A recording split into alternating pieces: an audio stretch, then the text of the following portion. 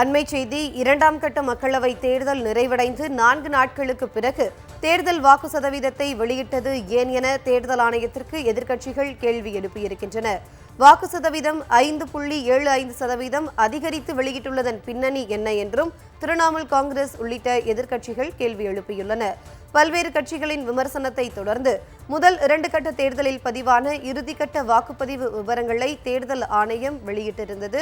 இரண்டாம் கட்ட மக்களவை தேர்தல் நிறைவடைந்து 4 நாட்களுக்கு பிறகு தேர்தல் வாக்கு சதவீதத்தை வெளியிட்டது ஏன் என தேர்தல் ஆணையத்திற்கு எதிர்க்கட்சிகள் கேள்வி எழுப்பி வருகின்றன. இதுகுறித்த கூடுதல் விவரங்களை எமது சிறப்பு செய்தியாளர் பால்முருகனிடம் கேட்கலாம். வணக்கம் பால்முருகன், இதுகுறித்த கூடுதல் விவரங்களை பதிவு செய்யுங்க. அதாவது 2 கட்ட தேர்தல் நடந்து முடிந்த நிலையில் அதனுடைய இறுதி நிலவரத்தை தேர்தல் ஆணையம் கடந்த சில நாட்களாக வெளியிடாமல் இருந்தது.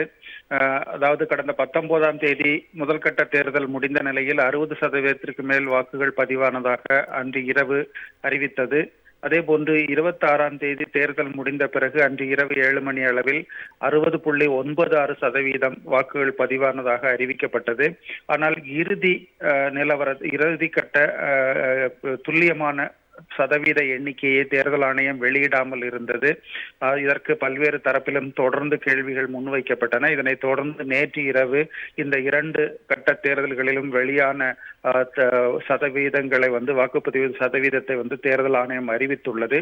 அதில் சுமார் 6% அளவுக்கு உயர்வு ஏற்பட்டிருக்கிறது. குறிப்பாக முதல் கட்ட தேர்தலில் 60% மேல் என்று அறிவித்த நிலையில் தற்போது 66.14% என்று தேர்தல் ஆணையம் அறிவித்திருக்கிறது. அதே போன்று இரண்டாம் கட்ட வாக்குப்பதிவில் 60.96% என்று அறிவிக்கப்பட்ட நிலையில் தற்போது 4 நாளுக்கு பிறகு 5.75% அதிகரித்து 66.71% என்று தற்போது தேர்தல் ஆணையம் கூறியிருக்கிறது. 4 நாட்களில் எப்படி இந்த 5.75% வாக்குகள் அதிகரித்தது என்று பல்வேறு கட்சிகள் கேள்வி எழுப்பியிருக்கிறார்கள்.